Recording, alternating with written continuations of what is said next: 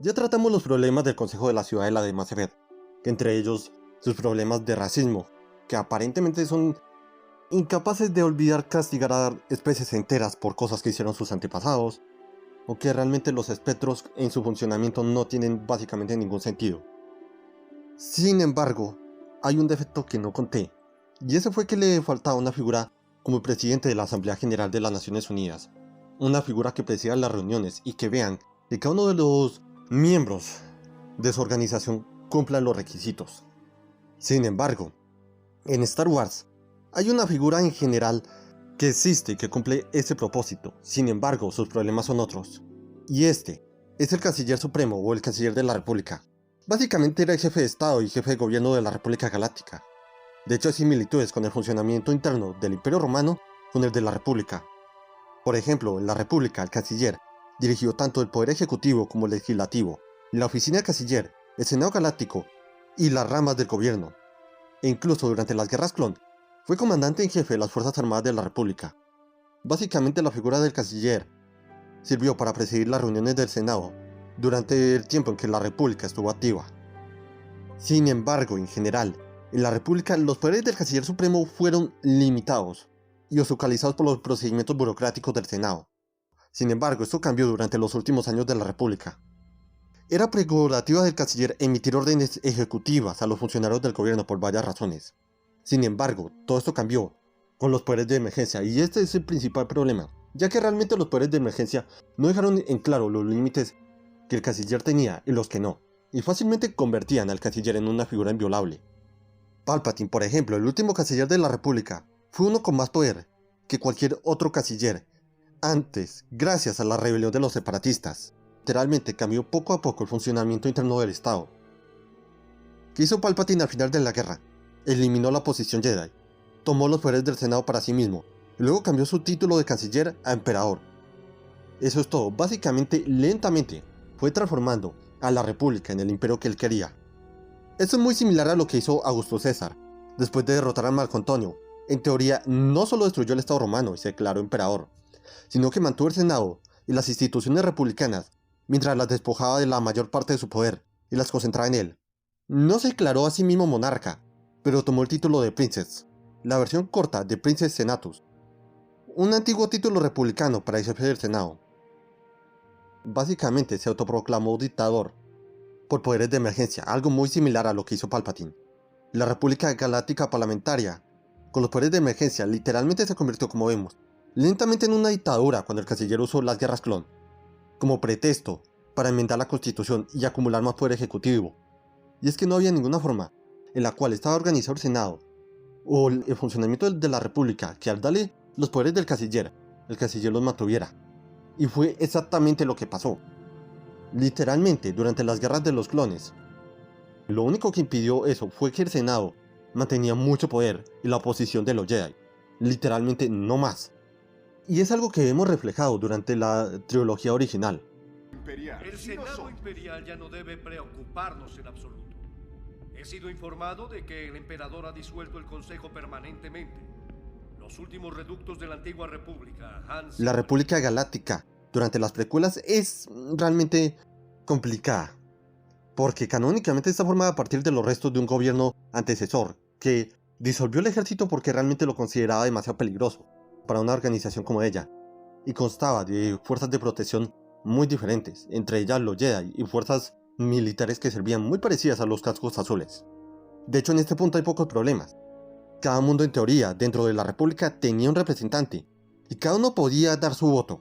Realmente en el Senado de la República esto no era un defecto. Pero ¿qué pasa con los mundos que no formaban parte de la República y que buscan ayuda de esta? O los mundos que realmente están demasiado lejos de la influencia de la República. Tomemos por ejemplo a los Ebosis de Legends. Básicamente esta era una especie que antes del 15.000, antes de la batalla de Yavin, dieron a los colonos Hutts una pequeña provincia en su mundo natal. Probablemente debido a su codicia, como es obvio, los Hutts eventualmente empezaron a tomar más terreno en el planeta, vendiendo tecnología a los primitivos Ebosi. Y cuando se dieron cuenta, los Ebosi habían sido engañados, y los Hutts habían tomado el planeta, usando tanto medidas legales como violentas. Los Hoth básicamente se establecieron como los gobernantes del planeta y lo rebautizaron como Nalhuta, como la nueva capital del espacio Hoth, la sucesora del Imperio Hoth. ¿Qué hicieron los Ebosi? Lo que toda especie al borde de la extinción haría. Apelaron a la República Galáctica. Sin embargo, el problema fue que la República tenía negocios con los Hoth. Los contratos firmados eran legalmente vinculantes y la República falló a favor de los Hoth. No se hizo ningún esfuerzo para transportar a los sobrevivientes Ebosi a otro mundo o garantizar su seguridad. La República literalmente falló a favor de los Hoth y eso fue todo. No se intentó buscar otra solución o negociar o literalmente algo. Muchos de los Ebosi finalmente fueron desalojados por los Hoth y reubicados en la quinta luna del planeta, en un reubicamiento forzado que violaba la constitución de la República. Todos ellos fueron enviados a la luna de su mundo, que más tarde se conocería como Natchada, la luna de los contrabandistas, una luna que eventualmente también sería ocupada por los Hoth. Muchos Ebosi fueron esclavizados y muchos otros serían asesinados, justo enfrente de la República. Y esto es algo que incluso vemos en el canon actual, como por ejemplo los Pike y sus actividades mineras en Kessel, que violaban las leyes de la República.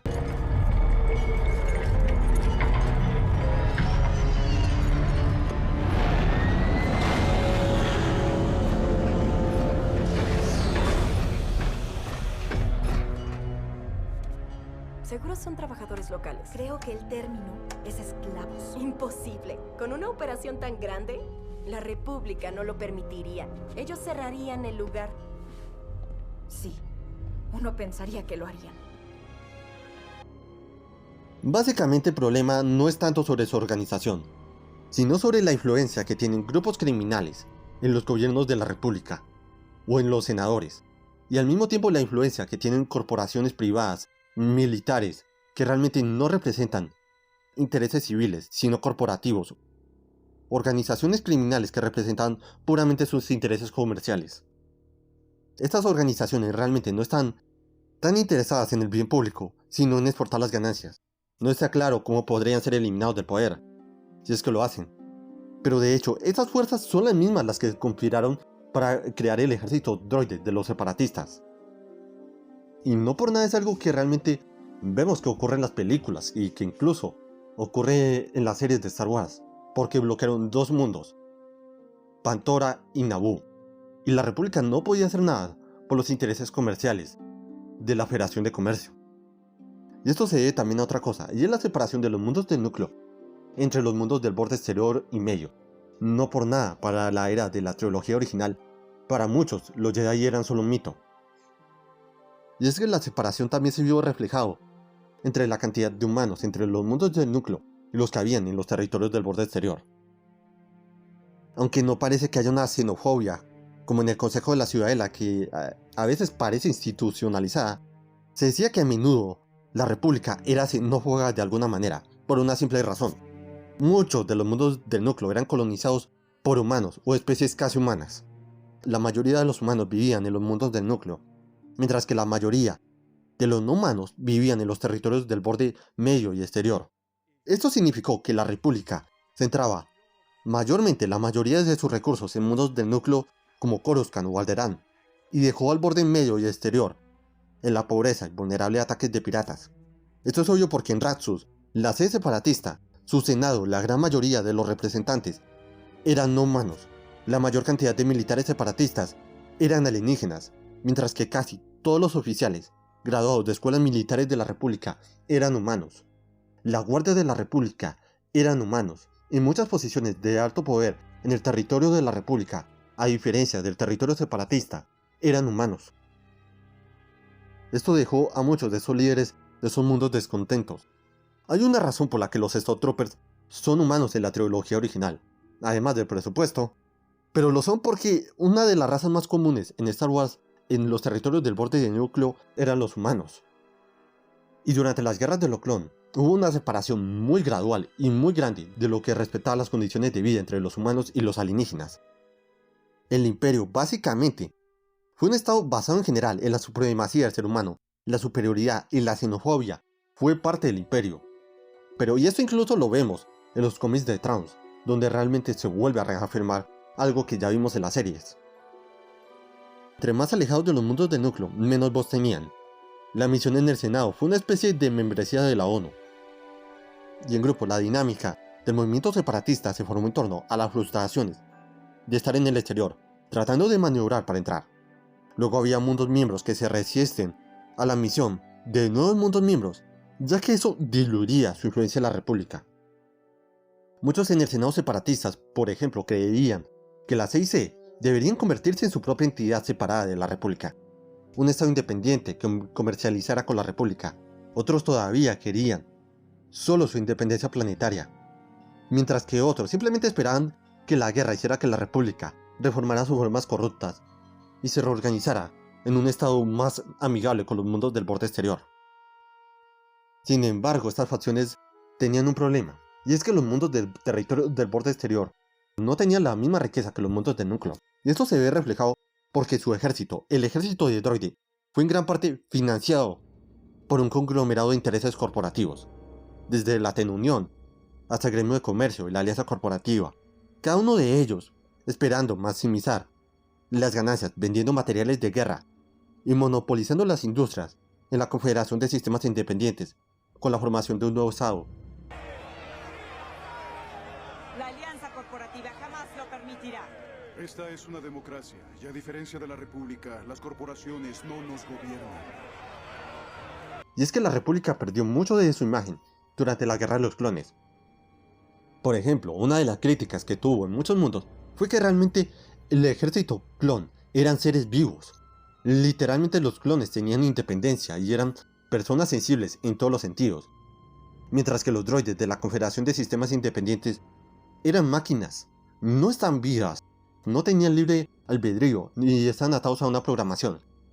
Realmente la imagen básica del ejército clon fue que la República se militarizó muy rápidamente, y esto es algo que hizo relativamente bien. Muchas instalaciones o movimientos de la República que habían sido utilizados antes para la defensa fueron reformados en instituciones militares en el total funcionamiento de la palabra. Se contrataron militares de toda la galaxia y la República literalmente se convirtió en un estado cuasi militar. Y es que eso lo vemos realmente con los Jedi. Los Jedi en Star Wars son básicamente una entidad que debe negociar y recurrir a la violencia como última opción. Siempre deben buscar la solución más diplomática. Pero con el apoyo a la guerra de los clones al bando de la República, los Jedi literalmente actuaron muchas veces como soldados, no como emisarios de la República. Remember a time when Jedi were not generals, but peacekeepers. We are protectors, Highness. Yours at the moment. We fight for peace. What an amusing contradiction. What Master Sky... Esto es algo que vemos ejemplificado muchas veces. A diferencia de los generales reales de la palabra real, los Jedi literalmente lucharon en de frente y enfrentaron a los enemigos de frente. El uso de una fuerza de la paz como una fuerza militar demostró que la República puso en riesgo su imagen. Por ejemplo, uno de los símbolos en Star Wars que son conocidos de las naves republicanas es la línea roja. ¿Pero qué representa esa línea roja? Esa línea roja representaba la inmunidad diplomática de una nave de la República. Literalmente usaron símbolos senatoriales en un conflicto abierto. Con los Jedi era lo mismo. Durante la Guerra de los Clones, los Jedi literalmente se separaron de la República. Podían violar leyes, como los espectros de Mass Effect, pero aún así, a pesar de estar atados al Senado, a diferencia de los espectros, se separaron gradualmente acumulando poder, y literalmente actúan como si fueran una entidad separada. Podían saltarse investigaciones judiciales y argumentar a su favor, pero no parecían compartir con las fuerzas de la paz de la República, como la policía u otras organizaciones que pertenecían al Estado. Los Jedi, en teoría, debían responder a la ley de la República, pero no lo hicieron, al punto que un Jedi pudo saltarse las normas y financiar un ejército privado de la República, un Jedi que misteriosamente sería dado por muerto. A medida que la República avanzaba hacia la centralización durante las guerras de los clones, se parecía cada vez más al Imperio, y esto es algo que Rez nos dice en Rebels. Nonsense. Stand by for code check. Cody and I practically invented these emergency protocols back in the Clone War. Trust me, the codes are good. Pero en sí los mayores problemas de la República fueron estos. 1. El puesto del canciller de la República, a pesar de estar limitado como debería ser, acumuló demasiado poder. Las leyes literalmente fueron modificadas a favor del canciller. 2. La influencia de organizaciones corporativas y criminales dentro de la República, que crecieron hasta tener tanto poder que son literalmente gobiernos en sí mismos, como por ejemplo los HOTS o los Pike. 3. La centralización de los mundos de núcleo. 4. La centralización en el ser humano, un defecto del que el imperio se aprovechó. 5. La gran militarización de la República. Si bien es algo que debía lograr, fue extremadamente eficaz, al punto de ser un estado cuasi militar. El 5. El uso de símbolos de la paz y de mantenimiento diplomático como símbolos militares, como fue la línea roja. Es como si literalmente todos los ejércitos actuales, para evitar ser disparados, se colocaran el símbolo de la Cruz Roja. Esto es una estupidez y literalmente puede ser un peligro. La República ganó las guerras de los clones, pero en el proceso se convirtió en el Imperio. Mientras se estaba convirtiendo en el Imperio, se estaba convirtiendo en un gobierno que, por ejemplo, estaría dispuesto a volar un planeta para asegurar de que miles otros permanecieran en línea. Palpatine tenía razón en una cosa, y es que el Senado necesitaba reformas importantes para hacer un gobierno eficaz. Si alguien menos descaradamente fascista hubiera sido quien lo hubiera hecho, podría haber sido una historia muy diferente.